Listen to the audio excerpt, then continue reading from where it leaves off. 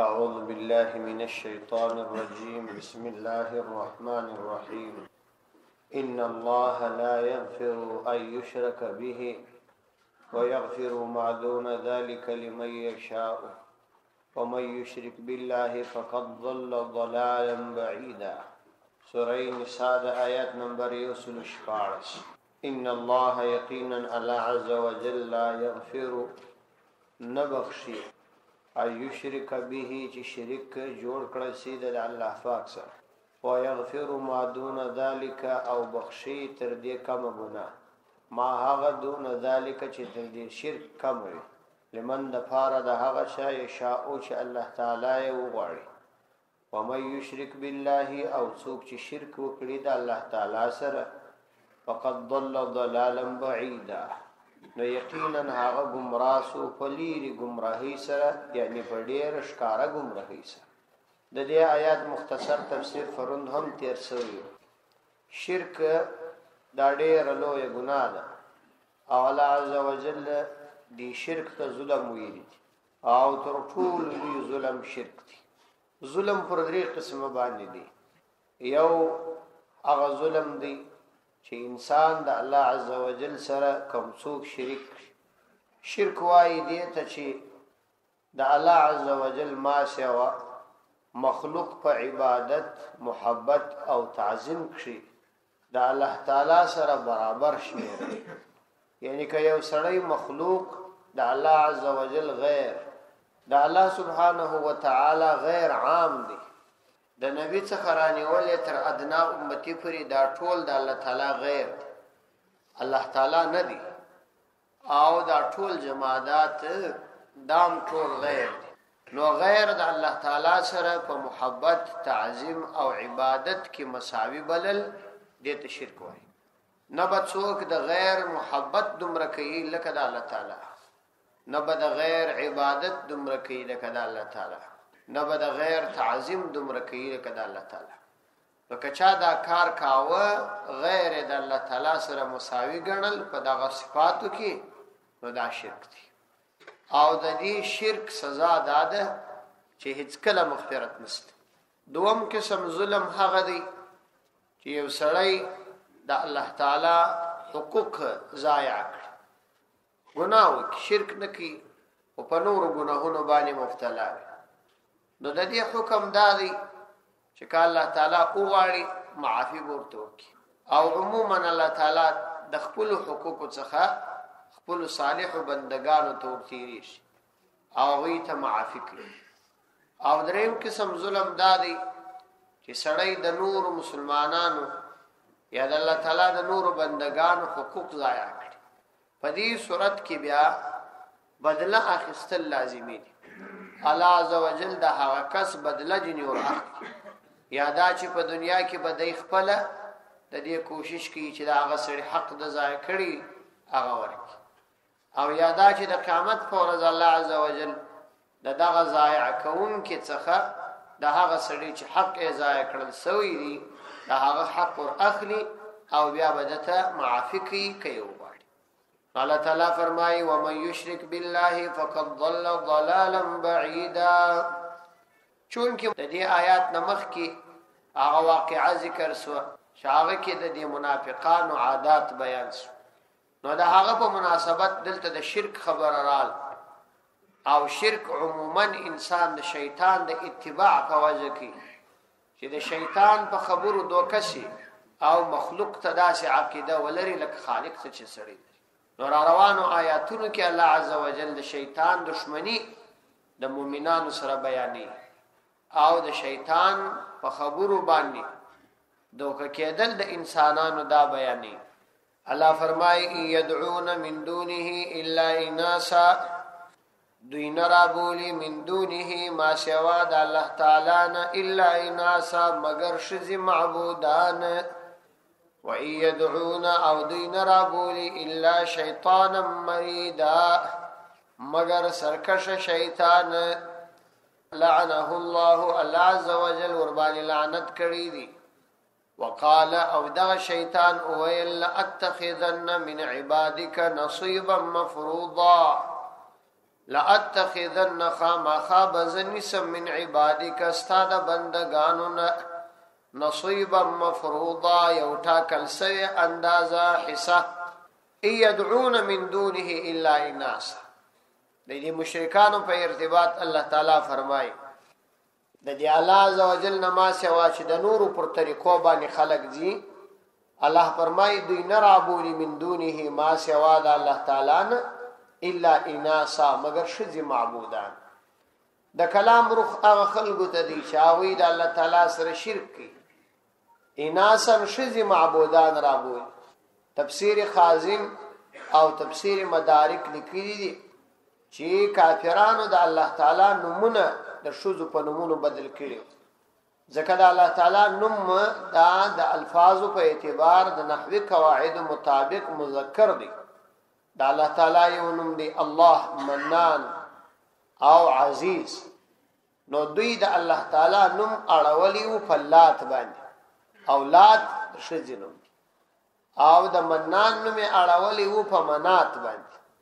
او د عزیز نوم اړولی او په عزا باندې. نو الله تعالی فرمایي دوی نه رابولي مگر اناسن شذ. او ځینو نور مفسرین بیا لیکلي دي چې اصلا الله تعالی دلته د دې معبودان په انسا وبلل چې دوی د هغه سره د محبت کاوه لکه سړی چې د شذ سره څنګه محبت کوي. دا د محبت خپل معیار وي. د شذ سره د خاوند د محبت عموما علایم داوي چې خاوند هغه کوروالات د زینت اسباب دا برابرۍ او د هغه د غشتنی مطابق دی چلیږي.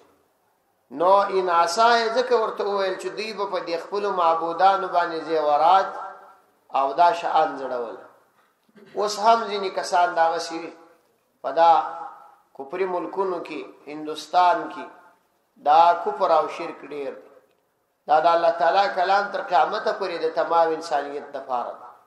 سړی به دا فکر کوي چې دا د شرک او د کفر خبري قران بیان کړي چې لړ سړی د باندې روز بیا د مشرکان وویني د الله تعالی کلام داسې صادق پر راځي. نو بل دا په دې خاطر ورته اناس وویل او یا په دې خاطر ورته اناس وویل سول چې شذي په مقابله کې د نارینه و ضعیف. نو الله تعالی دوی ته د دوی د اهانت او سپکاوي د پاره فرمای چې تاسو دومره احمقان یاست چې دومره قوي معبود او پرېشي او ضعیف بوتانو ته چې هغه ضعیف دي لکه شذ چې ضعیف وي تاسو هغه ته ورزغلی او عبادت او یا اناسا مړ ته ویل کیږي ځکه چې مړیم د ژوندو په مقابله کې ضعیف او یا اناسا په دې خاطر باندې ورته ویل شوی دي چې په شذ کې جر د اثر قبلېدل اساني انفعالي ماده کوي. نو په دې لحاظ باندې دا جمادات چې دي دا د انسان هر پیل قبلي ځکه په جماعت کې خو روح نسته دا چې تر څه پکې د یاغ کوي. نو په دې ورته اناس ویل شوی. شذ هم مزاج ادا دي چې د خاوند د خبرې څنګه اوري په مزاج کې د قبولیت ماده پرته ده. نو په دې ارتباط ورته اناسا ویل شوی. الله تعالی فرمایي يدعون من دونه الا اناسا دوی نرابولی من دونه د الله تعالی نفرت الا اناسا مگر شذي یعنی شذي معبودان ګرځولي او يرابولی و يدعون او دوی نرابولی الا شیطانا مریدا مگر شیطان مریدن سرکش یعنی دوی اطاعت د شیطان کی د شیطان په غشتنه باندې دارابو. مرید او یو مرید فرق سره لري. مرید هغه کس ته وایي چې اراده لري، مرید سرکش ته وایي. نو دوی سرکش شیطان چې د خدای د حکم څخه تجاوز کړی دي دوی هغه رابو د هغه پر لار لعنه الله الله تعالی لعنت کړی دی په دې شیطان باندې. په شیطان الله تعالی لعنت کړی لعنه الله الله تعالی فاغ لعنت کړی دی یعنی د خپل خاص رحمت یې لري کړی دی. نو چې کله دا شیطان دا لري سو الله تعالی د خپل رحمت د دربار او شړی نو دا خبره وکړه وقال ويا لا اتخذن من عبادك نصيبا مفروضا لاتخذن خامخا بزنسم من عبادك استاد بندگانونا نصیبا یو حصہ مفروضا ټاکل سوی یعنی یو مقرره حصہ بندگان منی د حق لارې سره او هغوی بخپل عابدان ګرځوم چې زما عبادت کی یعنی زما د منی لاتخذن خامخا بزنسم یعنی راجلا کوم به من عبادک استاد بندگانونا نصیبا یو حصہ مفروضا مقرره حصہ چې د دې څه دا معلومه شول چې شیطان د انسان سره علی الدوام او پشکاره توګه عداوت او دشمنی لري او د دې حصے پر اجلا کولو کې به بیا پر دې حصے باندې زدار روان کارونه کوم ولو ضلنهم او زبخا ماخا هغوی گمراهان کوم ولا امنینهم او خامخا به هغوی ته باطل امید نور پیدا کوم ولا امرنهم او خامخا به هغوی امر کوم فليبتكن نودي بخامخا پرې کوي سریبا اذان الانعام د چرپایانو غوږونه ولا امرنهم او خامخا به هغوی امر کوم فلا يغيرن خلق الله نو خامخا به هغوی تغییر ورسوي خلق الله د الله تعالی او پیدائشت دا د شیطان تفصیلی مسله ده چې شیطان الله تعالی ته دا وایي چې زه بخامخا استاد بندگانو نه یو حصہ راجلاک یعنی یو ډله به زما سره ملګری شي او زما اتباع وکړي نو زه د دوی اعمال او عقاید ټول فاسد کم او د همیشه د پاره به په اخروی او دنیوي مفاسد او گمراهی کې داخل کړي نو چې تفصیل د دې راجلاسي حصے اغدادي ولا ضلنهم زبخامخا غوی گمراهان کوم په عقایدو کې غلط عقاید ورتوای کله ورتوای مچي دا شی د ملایانو مزاج دي دا شی په دین کې نه دی دا وسدي راځتدي په دا ټوله دنیا کې ولې دانست غلط عقاید ورتوای تر څو چې د حق څخه واړو ولا امنینهم او خامخا به هغوی ته امیدونه ور پیدا کوم چې دا د ګناه طرف ته میلان پیدا شي ورته وایم بچ په دې ګناه کې دومره خوندي په دې ګناه کې دومره خوندي دا پلانې کار وکړه دومره ډیره ګټه بلاس تراوړي پلانې کار وکړه دومره ګټه بلاس تراوړي د حرام او آمدنیو د پار د حرام پیسو د ګټلو د پار د وخت د خرابولو د پاره به مختلف کارونه ورته شروع ځکه نو کافران دا د شیطان ملګری دي شیطان په دوی کارونه کوي څومره کارونه چې کافرانو کړی دا ټول شیطان ورته ویلي او دا شیطان دا د دوی امیر دی دا وی سره دی مشوره کوي دا څومره د فحشا او منکر اسباب چې نن جوړ دي دا ټول شیطان ورته جوړ کړي او دا خلک په دې باندې مبتلا کړي ولا امنینهم او خامخا به هغوی ته امیدونه ورکوم چې د ګناه طرف ته میلان وسی او د آخرت څخه نظر واوړي ولا امرنهم او خامخا به هغوی امر کوم هغوی به خامخا امر کوم فدی باندې فلا یبتکن نو هغوی به خامخا پرې کوي چریبا اذان الانعام وجن د چرپایانو یعنی په کفر عقاید به مبتلا کم او د بوتانو پر نمونو باندې بخپل چرپایان پریږدي وجن به ورسری کی چې دا د پلاني بت پر نامه باندې پریښودل سوی دي په دې به څوک کار نه لري سنت طریقه دا ده چې سړی حج ته ځي په خوا کې دا ترتیب وو چې دا حج ته حاجی ځي د ځان سره هدیه روانه کی هدیه دا حیوان ته وایي چې ورې سړی د شکرې په شکل باندې قرباني کوي انا اوس کو ترتیب دا دی چې ورې الله تعالی اسباب برابر دي په خوا خو الله تعالی اسباب نه برابر نو دا حاجانو به د ځان سره یا وشان یا غویان او یا پسونه روان کړي نو بیا داسې و چې پر لارو به دا غله پیښېدل نو دا حاجان چې به کله د حج د پاره تلل دغه وشه او یا دا غوی یا دا پسه به یو نشانه به ورکړي یا به دا غوږ لږ پرې کوي او یا به یو چوټه یو شی په غاړه ور وزړول چې دا د حرم د پاره موږ روان کړي نو هغه وخت کې دا غلم انصاف دار نو هغوی به دغه د حرم په شانو کار نه درلودي، ځکه چې دا ته اشعار په شریعت کې وایي. نو دا اشعار زموږ د امام ابو حنیفه رحمه الله په نزد باندې په زخم باندې نه دیسي چې سړی زخم وکړي، بلکې یو ظاهري علامه دی ورکړي. نور مذاهبو کې جایز ده چې دا غوږ لږ څه ورپرې کړي چې فقط مازې معلومدار. نو هغوی خو به دا کار کاوه، د مشرکانو به بیا د خپلو بوتانو پر نامه باندې یو شی پرې ایښي، نو دا رقم به یو چلا یو شی په غاړه ورځړولي وه، یا بیا غوږ لږ ورپرې کړی و، یا بیا پزه یا تندی لږ ورداغ کړي، نو دا به بیا دا علامه وه چې دا د پلاني بت پر مخ پر سره یا د هغه پر نامه پرېښودل سوي. نو بیا به پر دې حیوان باندې نه څوک سپرېدله، نه بیا خرڅاوه، نه بیا د دې شیدې لوشلې، بلکې لکه د هندوانو غوا پر سړکانو به دورې دورې ګرځېدل او چا به څه نه ورته. نو شیطان د الله تعالی ته وایي چې زه به دا ستا بندګان داسې کم چې هغوی به د چرپایانو غوږونه ورڅیري، د بوتانو پر نامه به یې پرېږدي. علماو لیکلي دي چې دلته انعام د مثال په شکل ذکر شوي، یعنی یوازې دا نه ده چې دوی به د بوتانو پر نامه چرپایان پرېږدي، بلکې ډېر داسې کارونه به وکړي چې د غیر الله پر نامه باندې به نظر کړي. د مثال په توګه کوچنی پر سره یو چوټي ور پرېږدي، وایي دا د فلاني بابا پر نامه دی، دا د فلاني بابا را کړي دي، العیاذ بالله. یا یې په غوږو باندې چلی ور وځړي، وایي دا فلاني بابا لپاره پاته سوی، او یا یې شنې دانې ور په غاړه کې، وایي دا د نظر دپاره علاج دی، او یا سپلني ورته دودوي، وایي دا د نظر دپاره علاج دی. دا ټولو کې عقیده و دې سپلنیو ته درلودل دي، عقیده دې شنې دانې ته درلودل دي، عقیده هغه بابا ته درلودل دي، او دا ټولې غلطي طریقې. حتی موږ کې خو بې ډېرې نورې غلطۍ هم راغلي. خلک د مسلمانانو څخه امداد غواړي او موږ د کافرانو څخه غواړو. حتی چې خلکو کې دا عادت هم دی چې کوچنۍ خبرې نه کوي، وایي د هندوانو ډوډۍ ورته راوړه.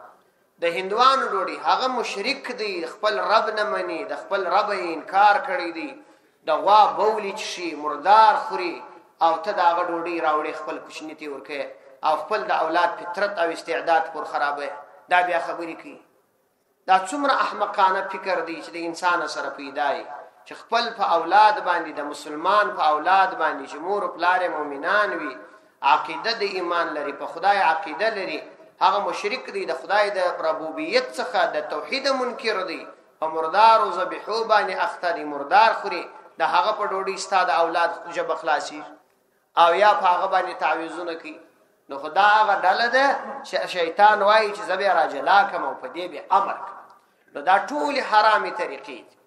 یو وخت کې یو ځای یو څوک راغلی، یو لوی اوږدې تسبیح ورڅخه او دغه د سپلنیو دبلې ورڅخه ورالی، دا سپلني دودوله. نو زما سره یې مولي صاحب ولاړ، هغه ورته ویل ول دا څه کوي چې دا فقر هم کوي او دا سپلني در څخه دي. یا یو ځای کښېنه عبادت وکړه، دا تسبیح دې په لاس کې په بازارو کې ګرځې، خلکو ته دا ورښیي چې زه داسې بزرګ یم، دا تسبیحات وایه، الله اکبر الحمدلله، او دا مه کوه، دا چندانې کار نه دی. ځوان سړی خپل کاروبار وکړه. هغه شپو کې تازه د اسلامي امارت حکومت لري، دی څه ورته وایي ولاړې د وابیانو حکومت، ولاړې د وابیانو حکومت. یعنی مطلب دا چې دا خبرې د وابیانو کار، بس مذهبي هغه دی چې تا بس په شرک امر کوي، حالانکه په مذهب کې د دې هیڅ جواز نشته. امام ابو حنیفه رحمه الله څخه خپل دا قول دی، هغه قبرونو ته بار بار تګ لا منع کړي، او د امام صاحب په مذهب کې به هیڅ دغسې مسله تاسو پیدا نه. هر څوک چې په څومره مسائلو استدلال کوي، د امام صاحب په مذهب کې نسبي. د امام صاحب مذهب تر ټولو مذاهبو په دې مسائلو کې شدید. حتی زموږ په مذهب کې تلقین قبر ته ورکول دا جایز نه دي، دا بدعت. یعنی که یو سړی مړی شاخ کړي او بیا یو غړی دې مړی سره کښېني خبرې ورته کوي، دا په نور مذهبو کې جایز دي، زموږ په مذهب کې منع دي. زموږ په مذهب کې خپله د امام ابو حنیفه رحمه الله رایه دا ده چې یوازې او یوازې تکبیرات تشریق هغه فقط په اټول منځو کې تکبیرات تشریق په زور ویل روا دي، بل ځای ذکر بالجهر لا روانه.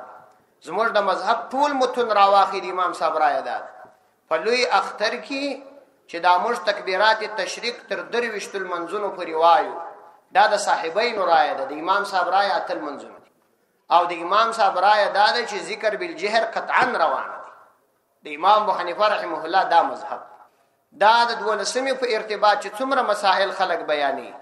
د امام ابو حنیفه رحمه الله، د امام ابو یوسف رحمه الله، د امام محمد رحمه الله څخه په ټول ژوند د یوې ذره اندازه ثبوت والله کفیش یو ذره اندازه ثبوت والله کفیش چې د امام صاحب یا د امام ابو یوسف یا د امام ابو محمد رحمه الله دې دارای. مولانا عبدالغنی نابلسی رحمه الله په یو کتاب کې دا مسله لیکلې ده چې پر قبر باندې ګلان اچول پروا نه لري. امام ربانی رحمه الله ته چا د مولانا عبدالغنی نابلسی قول پیش کی چې د لیکلي دی په دې کتاب کې چې پر قبر باندې ګلان اچول پروا نه لري. امام ربانی رحمه الله ورته ویل زه د امام ابو حنیفه مقلد یم، زه د عبدالغنی نابلسی مقلد نه یم. کله امام ابو حنیفه په قول کې، د امام ابو یوسف په قول کې، د امام محمد رحمه الله په قول کې د دې ثبوت وی پیش کړ. او عبدالغنی نابلسی او عالم دی، زمي او عالم یم، زماو د قول معتبر نه دی. دایبه ماته د امام ابو حنیفه رحمه الله قول پیش. نو د 12 په ارتباط څومره خبري خلک کوي، یا د حویل فتاوا څخه د امام سیوطی نقل کوي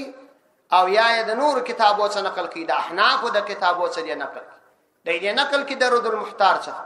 د دې نقل کې د بحر الرائق څخه، د دې نقل کې د کنز دقایق څخه، د دې د احناف د کتابو څخه نقل کوي. د ولید شوافیع په کتابو استدلال کوي. شیخ عبدالقادر جیلانی خو حنبلی دی، خو حنفی نه دی. په فروع کې په فروعي مسائل کې خبره د مذهب معتبر، د مذهب په کتابو کې د ثابت دي. دا خبره مهمه خبره ده. دا څومره شان چې په خلکو کې رواج شوی دي دا زموږ په مذهب کې نشته، او نه په دې باندې یو څوک د مذهب وځي چې د چا غلط بدعات رد کړي، غلط عقاید رد کړي، غلط کارونه رد کړي، خلک وتابر وهابي بول نو لاړې د وابیان حکومت بل یبتکن اذان الانعام. نو دوی به خامخا پرې کوي غوږونه د چرپایان، د دې چرپایانو غوږونه به د خپل بوتانو پر نامه پرې کوي. ولا امرنهم او خامخا به زهغوی امر کوم، په کفریه اعمال به زهغوی امر کوم ترڅو چې غلط کارونه کوي. فلیغیرن خلق الله، اغوی به ضرور به ضرور تغییر ورکوي د الله تعالی خلقت لره. فلیغیرن دا به اعمال فاسقه بیانې چې دوی به بیا تغییر راولي خلق الله د الله تعالی په جوړښت. تفسیر کبیر روح المانی دواړو لیکلي دي چې په دې کې د ژیری خریل او د ژیری لنډول دواړه راځي، ځکه دا د الله تعالی جوړښت دی او دوی په دې کې تغییر راولي. یا د مثال په توګه ورېشتان په غیر شرعي ډول باندې جوړول دي، او یا سنتي نه کول دي، او یا ځان خسي کول دي، یا غاښونه آزادول، یا خالونه پر ځانو باندې وهل. غیر شرعي کارونه د الله تعالی په تخلیق کې او په جوړښت کې تغییر راوستل. فلیغیرن نو هغوی به ضرور به ضرور تغییر راولي خلق الله د الله تعالی په پیدایشت کې. ومن یتخذ الشیطان ولیا، نو په دې صورت کې که خلکو دا کار وکړي خو شیطان یې دوست. نو الله فرمایي ومن یتخذ الشیطان، او څوک چې ونیسي شیطان ولیا دوست من دون الله د الله تعالی نه ما سوا، یعنی مطلب دا دی چې د الله تعالی اطاعت و نکړي د شیطان د ومني من دون الله د الله تعالی څخه سوا، فقد خسر خسرانا مبینا، فقد خسر نو یقینا دا سړی تاوانی سو خسرانا مبینا، په واضح تاوان کې ولوي. هغه واضح تاوان نو چی شي دی؟ الله تعالی ورسته فرمایي دا جهنم دی. یعدهم دا شیطان دی ته وعده ورکي، ويمنيهم او دوی ته امیدونه و پیدا کوي. شیطان دوی ته دا وعده ورکي د عقاید مربوط چې په آخرت عقیده ملره دا حساب کتاب نست، او دوی ته امیدونه ورکي چې بس ګناهونه کوا یو ورځ لا الله تعالی مهربان دی. اوس لا ځواني د اشیاء تکوا حج به وکي، بیا به د حج ورسته پریږد، او عمره به وکي بیا به پریږد. اوس کو لا ځواني د ته ودی څو وخت تیر سید الله بنده څه به وسول، او ځینې کسان به په دې خاطر ګناه نه پریږدي، وای کدا ما پریږدل نو بیا پلانې کار نسم کوي، پلانې کار نسم کوي، پلانې کار نسم کوي. نو الله فرمایي یعدهم شیطان اغوی ته وعده ورکوي، ويمنيهم اغوی ته امیدونه ور پیدا کوي، وما يعدهم الشيطان الا غرورا او وعده نور کی دوی لره شیطان الا غرورا مگر د دوکي وعده ده عقاید کی چې دوکا ور کړی د چې حساب کتاب نسته دا یقینستا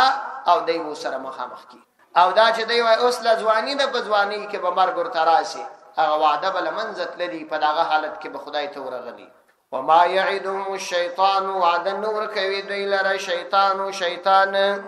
الا غرورا مگر د غرور او د دوکې ده اولئک مأواهم جهنم ولا يجدون عنها محيصا الله فرمای دغه خلق چې دی مأواهم زائد دوی جهنم دی ولا يجدون عنها محيصا ولا يجدون او دوی نه پیدا کوي عنها دغه جهنم نه محيصا خلاص والی یعنی د دې څخه بیا خلاصون نسته چې کوم بل ځای ته ولاړ سي او هل ته پناه یوسي صدق الله العظیم